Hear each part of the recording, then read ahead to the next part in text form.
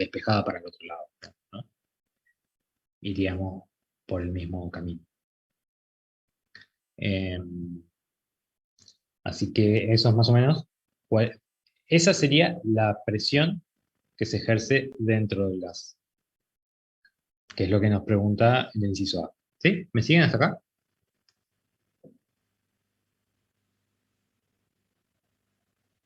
Sí, sí, por eso.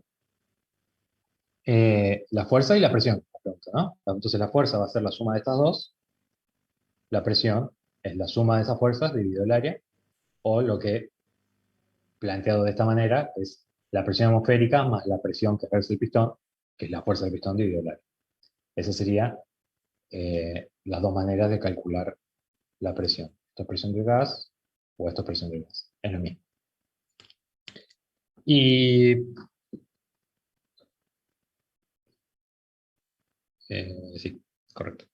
La fuerza total son 235 newton. Si alguno calculó, la suma de estas dos fuerzas, 235 newton más o menos. Bien. Y para el inciso B nos dice, el gas se calienta y se expande, ¿no? A esto le damos calor, ingresa calor acá. Entonces, ese calor hace que se empiece a expandir el volumen del gas, ¿no? Entonces, asciende libremente. Y nos dice, suponiendo que se suministra calor suficiente para elevar el pistón 20 centímetros, ¿sí? Entonces, de esta posición inicial, ahora el pistón va a pasar a estar 20 centímetros más arriba, ¿sí? Tenemos como un delta de volumen, podríamos decir, una diferencia de volumen entre el volumen inicial y el volumen final. Nos pregunta, ¿cuál es el trabajo efectuado por el gas? ¿Y cuál es el cambio de energía potencial en el pistón? ¿Sí? Bien. Bueno, yo creo que el cambio de energía potencial y el cambio de trabajo no son tan complicados de calcular y vamos a ver por qué. Eh,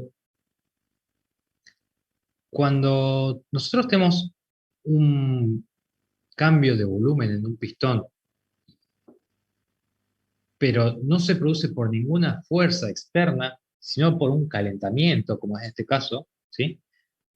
Las fuerzas que siguen actuando en nuestro, podríamos llamarlo nuestro diagrama de cuerpo libre sobre el pistón, nuestros equilibrios de fuerzas en el pistón, siguen siendo las mismas.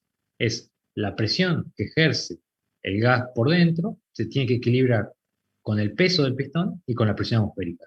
Que ninguna de las dos cambió, ni el peso del pistón ni la presión atmosférica, ¿no?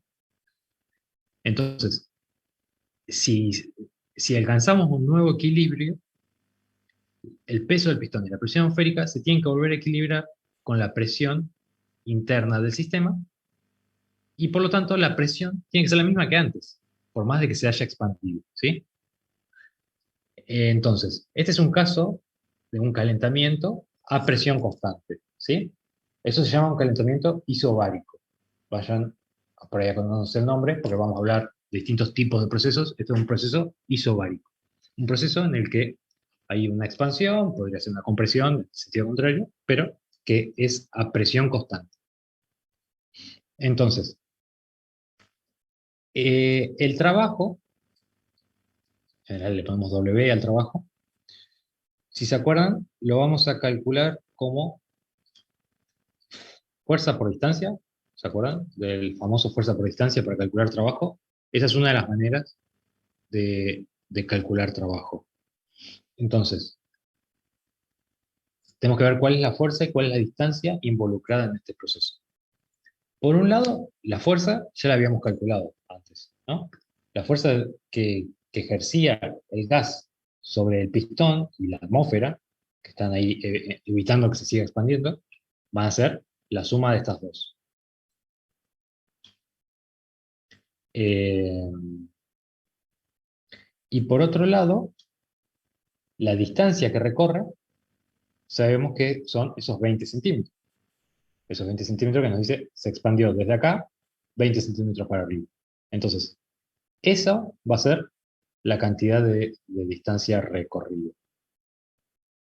Esa por una parte. Y además, podríamos, digamos, esta es la definición clásica que ustedes veían, por ejemplo, Física 1, creo, veían esta expresión de cálculo de trabajo, ¿no? Ahora, también para nosotros va a ser más típico calcularlo a partir de decir que dijimos que la fuerza era la presión por el área, ¿no? Y la presión por el área por la distancia lo podemos reagrupar diciendo que el área frontal del pistón por la distancia es el cambio de volumen que sufre el pistón, el delta de volumen, ¿sí? Entonces, presión por delta de volumen también sería el trabajo. En este ejercicio en particular, a nosotros nos dicen la distancia recorrida y no cuánto aumenta el volumen. Entonces, la primera opción que planteamos es la más sencilla para este cálculo. Pero nosotros eventualmente, en vez de decir se desplazó 20 centímetros, nos podría haber dicho el volumen aumentó medio litro, por decirlo. ¿Sí? Entonces, la expresión de presión por delta de volumen es uno de los métodos clásicos que vamos a usar en toda la materia para calcular un trabajo a presión constante. ¿Sí? Por ahí no necesitamos tanto saber cuál es la distancia recorrida, sino cuál es el volumen, el cambio de volumen que hay en total. Eh, ¿Sí? ¿Me siguen hasta acá?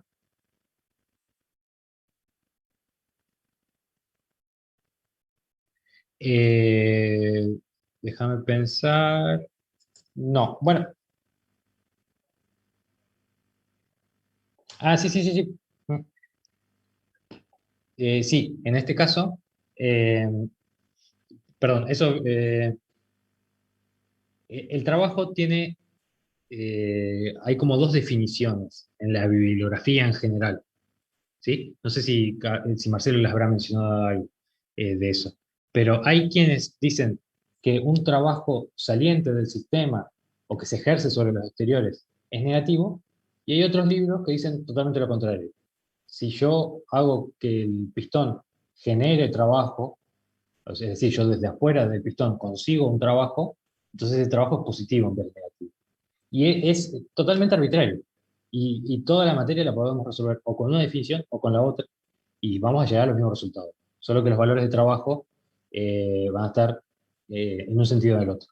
Y yo doy termo para ingeniería química y mecánica, que es este curso, y doy termo también para ingeniería, perdón, química y alimentos, y doy también termo para ingeniería mecánica donde lo definimos al revés. Entonces a veces se me cruzan los cables y se los digo al revés. Pero sí, en este caso es energía que sale del sistema, ¿sí? Si lo pensamos desde el punto de vista que es energía que sale del sistema, entonces el trabajo es negativo y va con un menos. ¿Es cierto? Gracias Álvaro por la aclaración.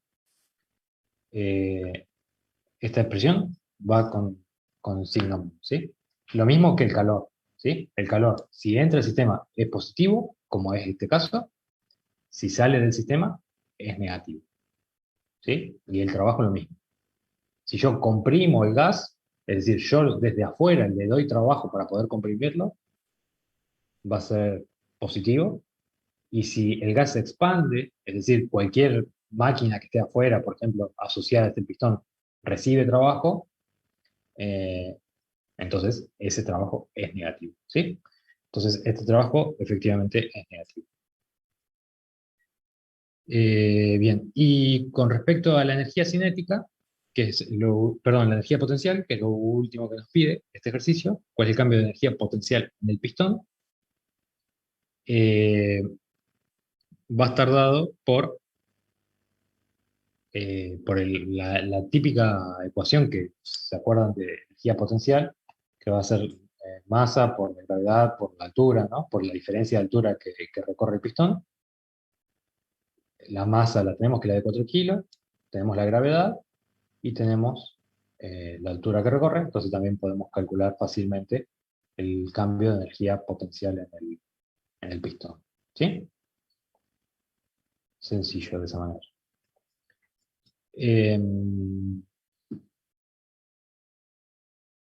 ¿Qué más les iba a decir? No, creo que no, con respecto a este punto no hay mucho. No, sería eso, por ese lado. ¿Cómo vienen? ¿Me siguen más o menos? Si voy muy rápido, chicos, me cortan en cualquier momento, repetimos. No, no, se entiende bien. Bien, perfecto.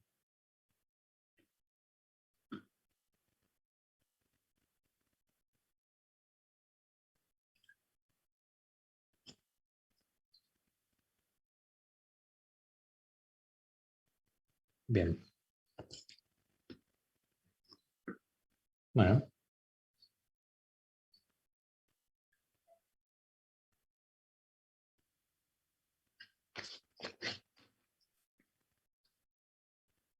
sí, a ver, vamos a la guía. El ejercicio 7. Ustedes están viendo siempre en pantalla, ¿no? Yo veo que estoy hablando en el aire y no. Cualquier cosa, si estoy compartiendo otra cosa, me dice.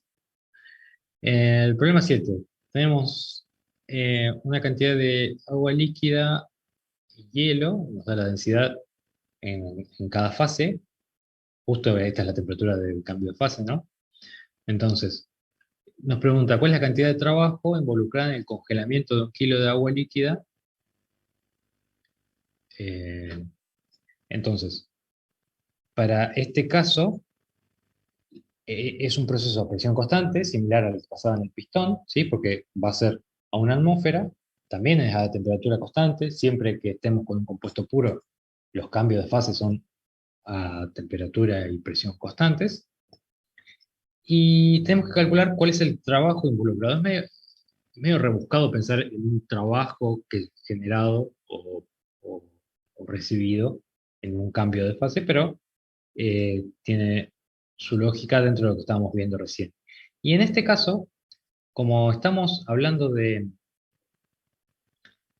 que el trabajo se va a producir por un cambio de volumen, ¿sí? Porque vemos que el agua líquida es más densa que el hielo, por eso vieron que el hielo flota siempre arriba del agua, porque el hielo es más liviano, digamos, menos denso.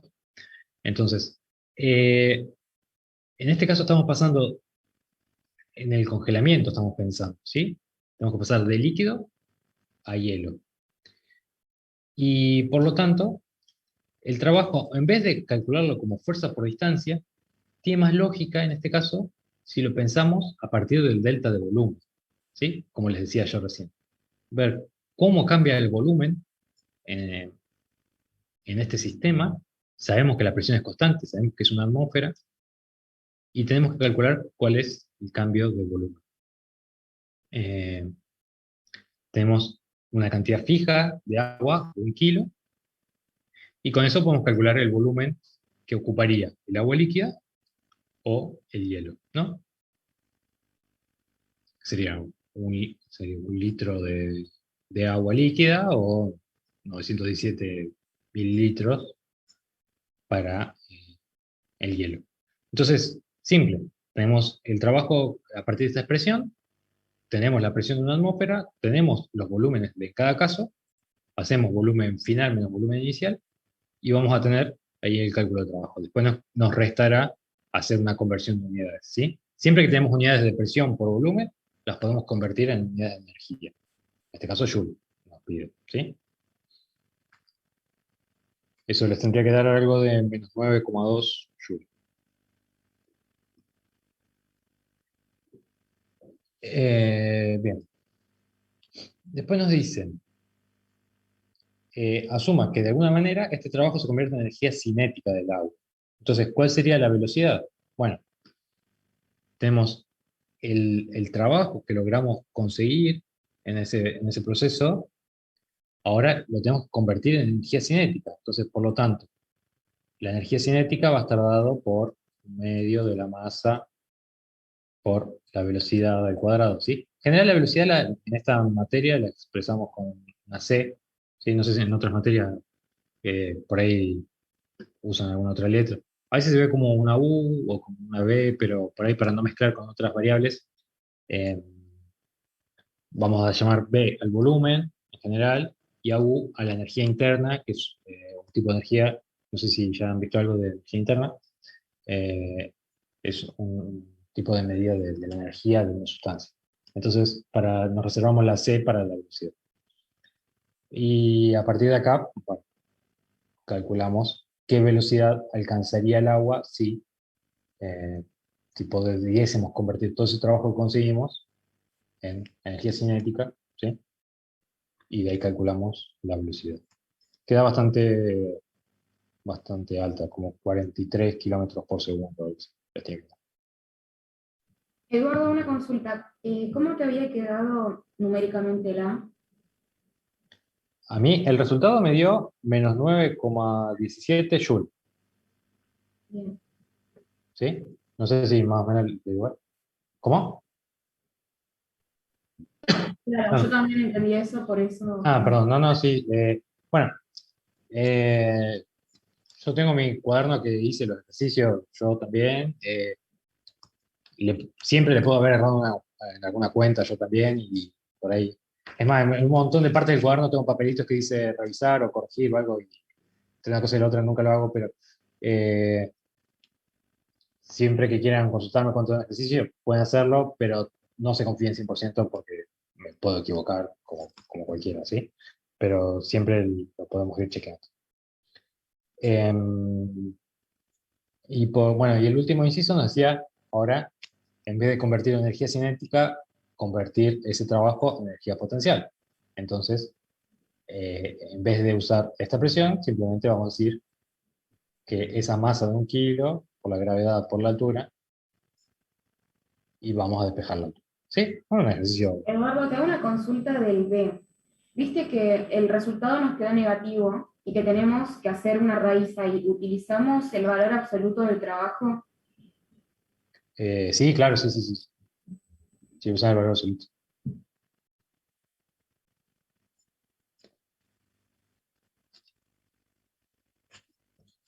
Lo mismo para el C también usar el valor absoluto.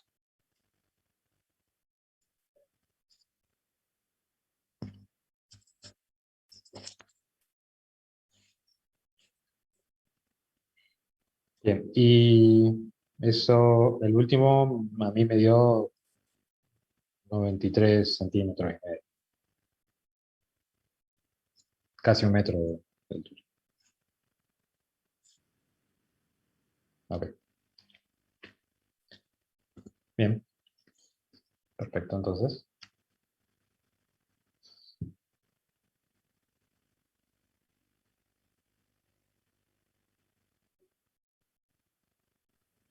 ¿Cómo sé que tengo que usar el valor absoluto ahí? O sea, en ese caso me di cuenta porque, bueno, la raíz me quedaba algo negativo, pero yo sabiendo que el trabajo es una escalar, eh, ¿cuál sería la física de usar la magnitud en lugar de usar Eh, el signo que sí, corresponde? porque básicamente lo que estamos viendo, eh, porque fíjate que en el primer inciso nos dice que estamos hablando del congelamiento de agua líquida. Entonces, ese congelamiento implica, dijimos, un aumento de volumen, y ese aumento de volumen tiene consigo un trabajo negativo. Pero, pero acá nos está diciendo, de alguna manera, ese trabajo se convierte en energía cinética del agua, que ya de por sí no tiene mucho sentido, ¿sí? Porque pensar que un Puede congelamiento ser, se convierta en energía cinética no tiene mucho criterio. Simplemente es para ver esa cantidad, como cantidad de energía disponible, si la podemos convertir en velocidad del agua, a ver a qué velocidad podría alcanzar. Por eso nos fijamos un poco en la magnitud del trabajo y no en el signo en sí mismo. ¿Sí? Perdón, Eduardo, ¿alguien? Sí. sí, no, que podría ser porque la energía cinética nunca es negativa, entonces tenés que usar sí el valor positivo. Eh, sí, sí, correcto, en ese sentido también, pero lo importante, pero por ejemplo, para el inciso C, cuando estamos hablando de un cambio de energía potencial, tranquilamente podría ser una disminución o un aumento en la altura con respecto al punto inicial. Entonces ahí nos podría llevar a pensar, bueno, el agua sube o el agua baja, ¿no? Como que le damos importancia siempre a las magnitudes, no tanto al proceso en sí, porque ahí no está hablando nada del proceso de cómo se transforma ese trabajo en energía potencial o cinética. Eso Claro, sí, tal cual, sí, sí. Para este ejercicio en particular no nos... simplemente piensen en eso, que tenemos una magnitud de trabajo y queremos ver cuánta aceleración, por así decirlo, podemos conseguir en el agua o cuánta altura la podríamos elevar, ¿sí? Pero eh, después cuando nos metamos un poco más en operaciones, cálculos, por ejemplo, de balance de energía en algún equipo o algo así, ahí sí le vamos a prestar más atención a cómo son los signos del trabajo, del calor y todo.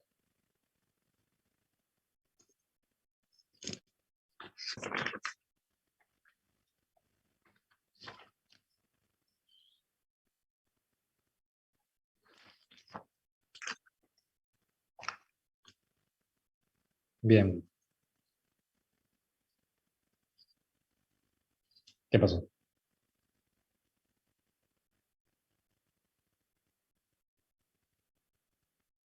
A ver, sí.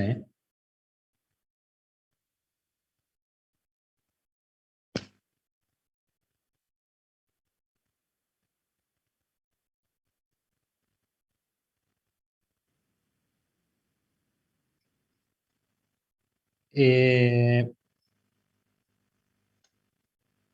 Eso más que nada te serviría para el inciso B.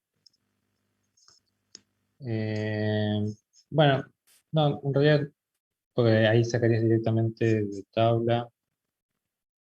Eh, claro, tu problema era cómo conseguir los volúmenes de líquido y gas. Está bien. Fíjate que lo que nos dice, nos da una suposición para hacer, nos dice, asumiendo que el vapor es un gas ideal. ¿Sí? Entonces, nosotros con la presión y temperatura podemos calcular el volumen, ¿sí? Y nos dice despreciando el volumen del líquido frente al gas. Entonces, básicamente nos está diciendo, asuman que el volumen del líquido es cero, o es mucho más chico que el del gas, y el del gas calcúlenlo como un gas ideal, ¿sí? Entonces, lo que hacemos en este caso es, con la ecuación de Antoine, que nos da de dato para el agua, a 75 kilopascales calculamos la temperatura, y vemos ahí cuál va a ser la temperatura de saturación a esas condiciones, para ese cambio de fase, y eh, con esa presión y temperatura calculamos el volumen de, del agua para un kilo, ¿no? Un kilo de agua. Pero si vos fuiste a la tabla con 75 kilopascales y sacaste los volúmenes de ahí, está bien, digamos, no es un error conceptual ni nada por el estilo. De hecho, va a ser mucho más preciso que hacer estas suposiciones que te está diciendo el ejercicio. Acá simplemente te da estas suposiciones, estas simplificaciones para hacerlo un poco más sencillo, porque quizás todavía no se han metido a trabajar con las tablas de vapor de agua, ¿sí? Eh, quizás si... Ujú.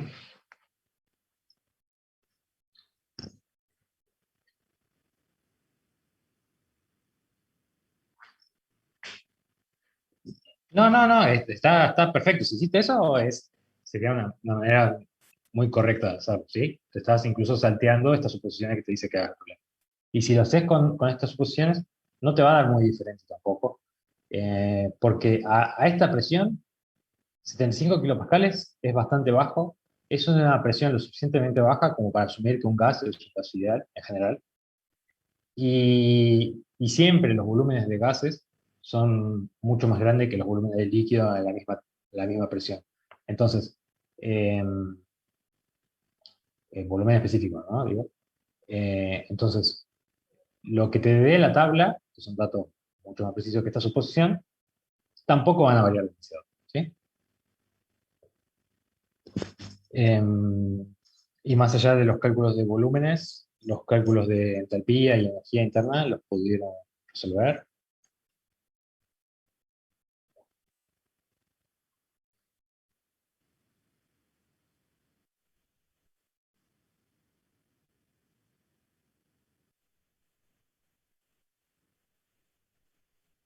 Claro, porque este ejercicio ya empieza a implicar el uso del principio, un poco. Entonces, está bien, si no llegan a este ejercicio, no se hagan eh, mucho drama tampoco, ¿eh? Em, pero sí, si querés consultarme algo, Álvaro, no hay problema. Si no, la próxima clase ya van a tener por ahí algunas herramientas más para empezar a ver.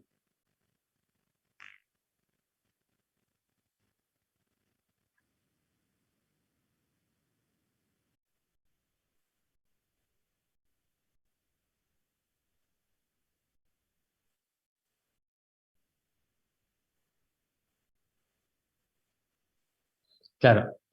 eh, Bien, quizás es adelantarme un poco a las clases de teoría, pero vamos a hacer una pequeña introducción para ver si se entiende cómo viene la mano de esto.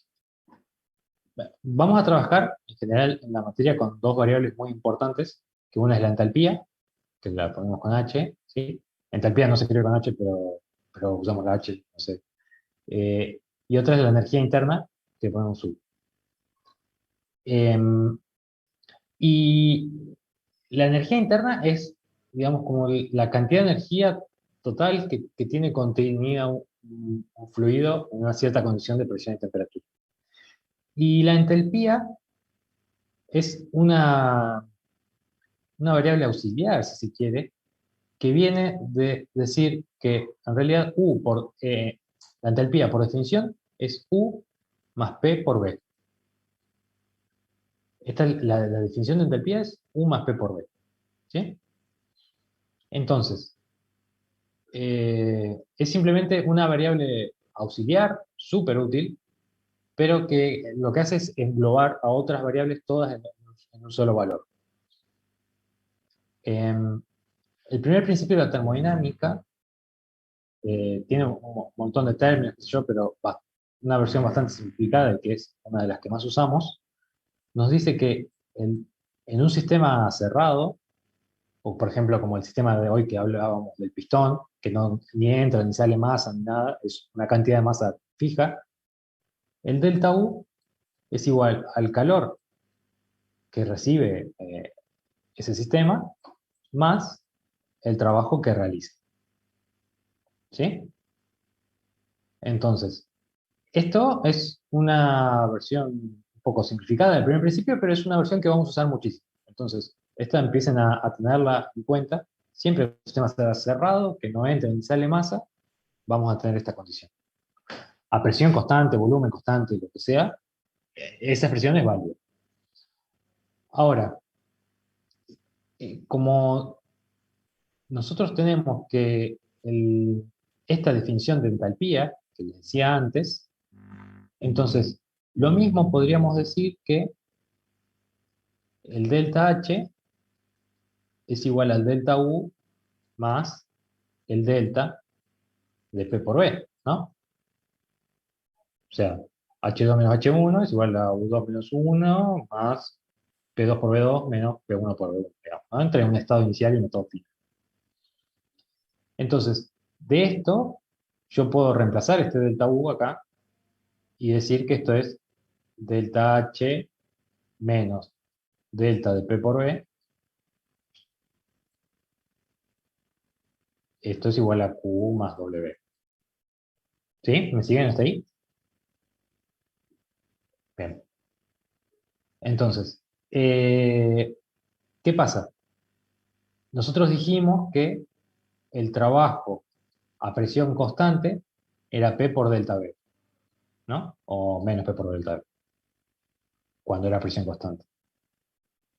Eh, entonces, y si la presión es constante, yo la puedo sacar del delta como la sacaría de un diferencial, ¿sí? En una cuestión diferencial.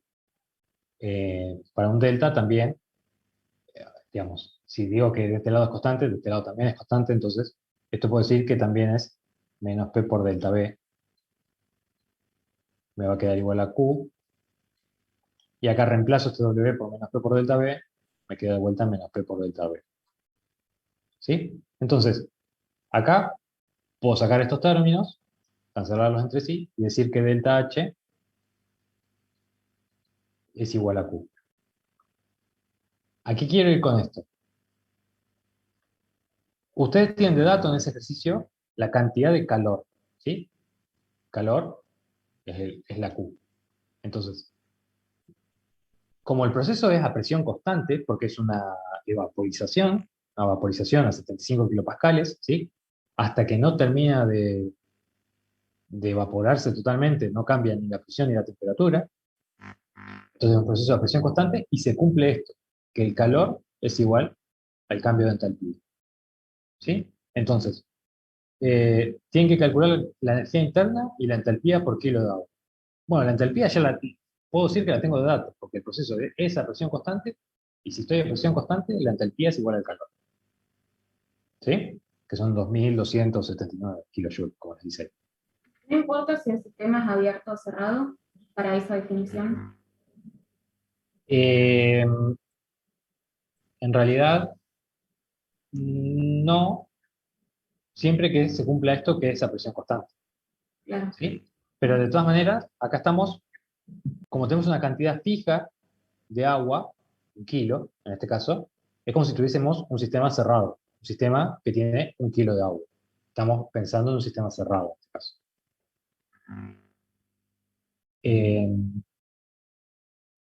Y una vez que sabemos esto, podemos venir a esta definición y despejar el delta U, por ejemplo, ¿sí? Porque podemos saber el delta P por B, o sea, sabemos que la presión es constante de 75 kilopascales, y los volúmenes los podemos calcular en base a la suposición que nos dice el ejercicio, o como hizo Álvaro, que lo buscó ahí en la tabla de vapor de agua, de los datos de vapor de agua, pero todavía no nos hemos metido mucho con la tabla de vapor de agua, así que si no se quieren complicar por ahora, con eso no hay problema. Y, o lo que sería lo mismo, calcularíamos el trabajo, venimos al primer principio, y con el primer principio despejamos el todo. Estamos siempre dando vueltas sobre las mismas ecuaciones ahí, ¿sí?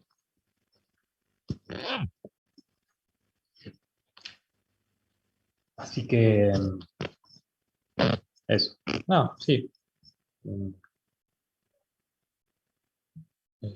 Yo tengo una duda después, o sea, del mismo inciso, del inciso A, sí. porque dice, calcular el cambio de energía interna y de entalpía por kilogramo de agua. Me confunde un poco el tema de lo extensivo y lo intensivo. Está bien. Cuando nos dice por kilo de agua, por kilogramo de agua, lo podemos pensar prácticamente de dos maneras que son totalmente equivalentes. Una es decir, sabemos específicamente que la cantidad es 1 kilo de agua, entonces es un cálculo extensivo, si se quiere, a todas las cantidades de energía, las vamos a tener que multiplicar por 1 kilo de agua, o podemos decir, bueno, es un problema en unidades intensivas, donde todas las unidades de volumen, de energía interna, de entalpía, todas van a estar dadas, por ejemplo, en kilojoule por kilogramo o en metro cúbico por kilogramo. Y para este caso en particular, porque es 1 kilo de agua, es lo mismo, ¿sí? Eh, Creo que en este ejercicio en particular no les va a hacer ninguna diferencia. Ahora, si les dijese eh, para 10 kilos de agua, y bueno, y sí, van a tener que multiplicar por la cantidad de masa de agua que tengan, ¿sí? En general, los datos de tabla, por ejemplo, que son con los que usted tiene que comparar para el inciso B, están dados por kilo de agua y creo que por gramo, si no me equivoco, los de volumen. Pero, entonces, bueno, las tablas siempre les dan propiedades intensivas por kilo o por gramo, porque Bueno, después ustedes multiplicarán por la cantidad que tengan y sacarán el valor total, pero eh, siempre van a encontrar eh, estandarizado por kilo.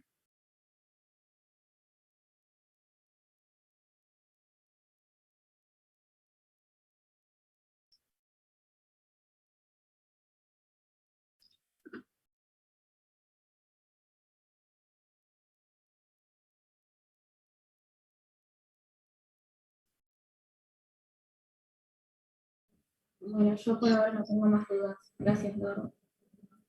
No, por nada. Chicos, ¿cómo vienen los demás? Sí, yo tampoco no tengo dudas. Ok. Sí, yo creo que acá estaría. Y más. Sí. A ver.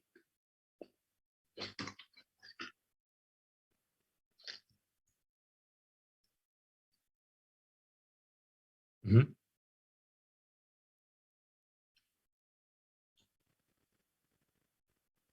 Sí, sí, sí. Una válvula.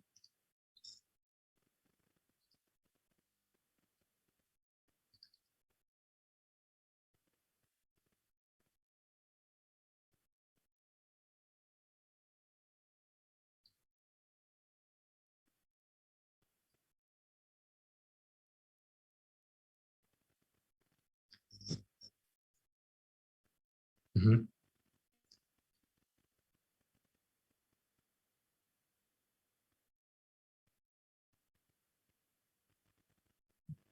Bien.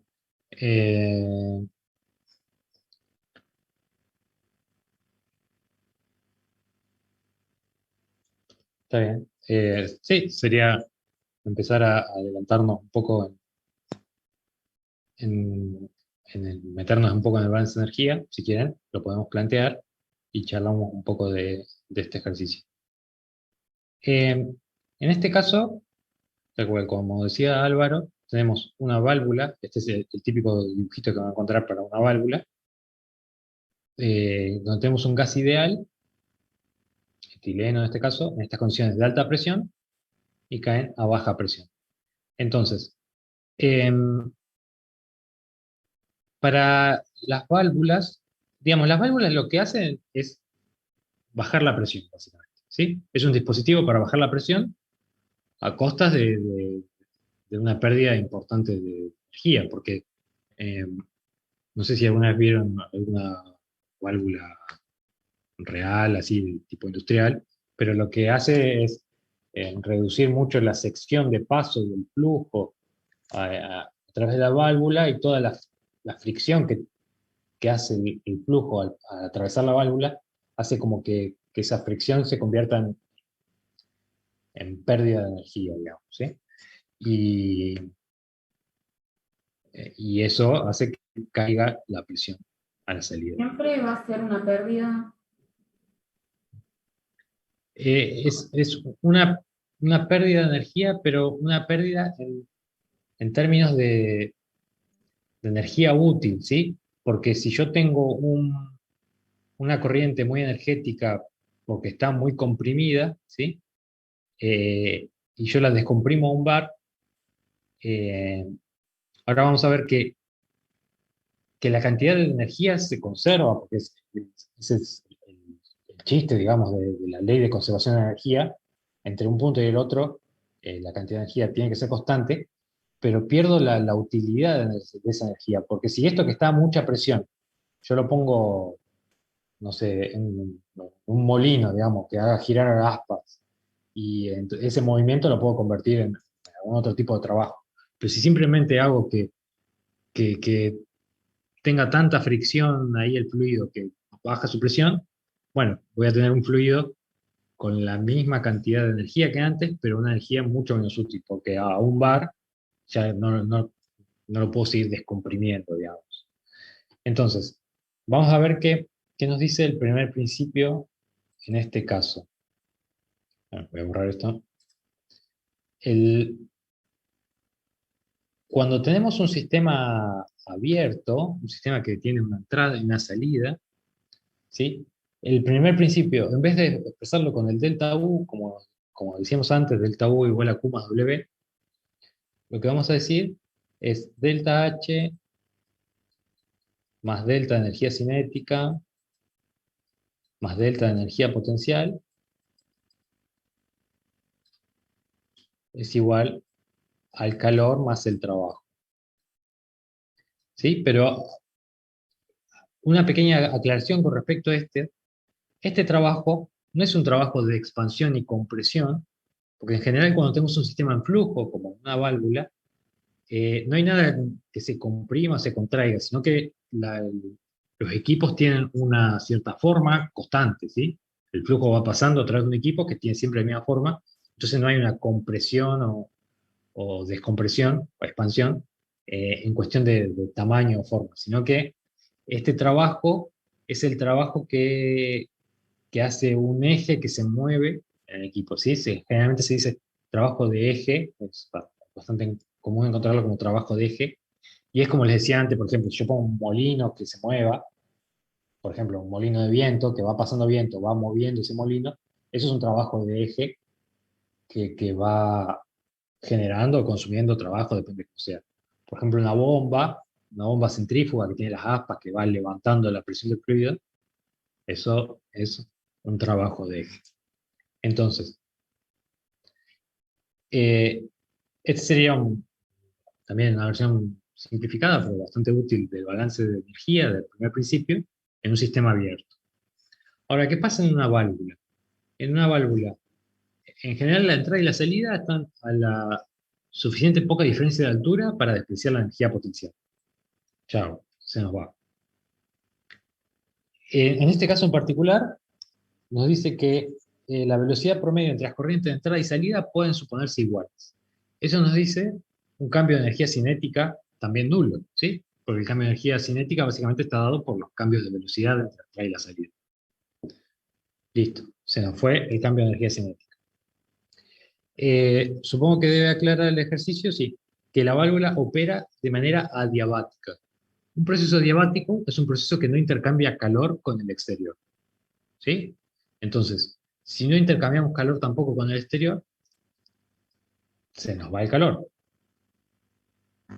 Y una válvula no genera ni consume un trabajo de eje porque no tiene partes móviles, ¿sí? Una válvula abierta en una cierta posición tiene partes fijas, constantes, en posición constante, ¿sí? Entonces tampoco hace trabajo, ni consume trabajo. Ni hace trabajo ni consume trabajo, ¿sí? Entonces, básicamente, cuando una válvula adiabática, lo que vamos a tener es delta H igual a 0, ¿sí? Entonces, se nos fue la energía cinética, se nos fue la energía potencial, se nos fue el calor, se nos fue el trabajo y bueno, nada, no tenemos tampoco cambio de entalpía, ¿sí? Entonces, en una válvula que es adiabática, sí, porque la válvula podría perder calor porque está mal aislada o algo por el estilo, pero en general la vamos a asumir adiabáticas, salvo que les digamos específicamente lo contrario. El cambio de entalpía en una válvula es nulo. Y por lo tanto, tenemos que considerar dos casos distintos de cómo resolver, porque lo que nos preguntaba es cuál es la temperatura de salida del gas, ¿sí? Acá todavía no me apareció la variable de temperatura, entonces no puedo decir nada. Pero tengo que considerar dos casos distintos en este sistema. Por un lado está el del gas ideal, que es el de este ejercicio, ¿sí? Y por otro lado está el del gas real, o un fluido real que no se comporta como un gas ideal, ¿sí? Entonces, en un gas ideal, lo que tengo que ver, bueno, me dice delta H es igual a 0. Y tengo que ver cómo plantear el delta H en un gas ideal.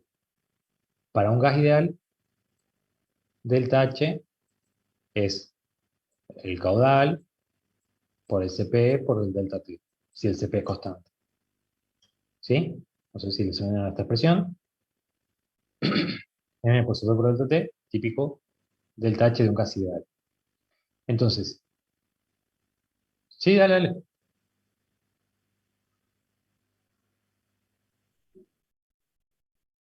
Sí, sí, sí. Correcto, correcto.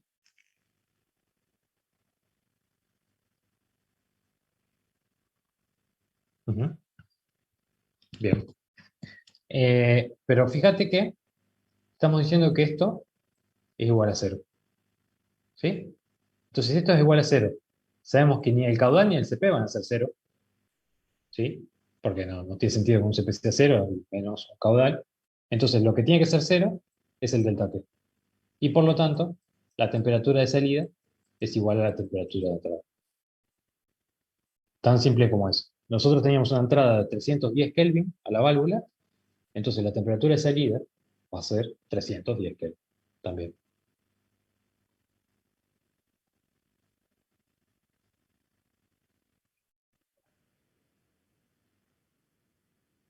Mm.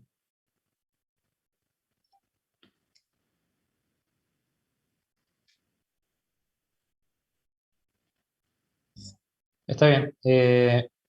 Sí, es cierto que la condición de suponer que el gas se comporta idealmente lo dice en el inciso B, pero en realidad para todo el problema, o sea, si en el segundo inciso podemos asumir que se comporta como gas ideal, en el primero también.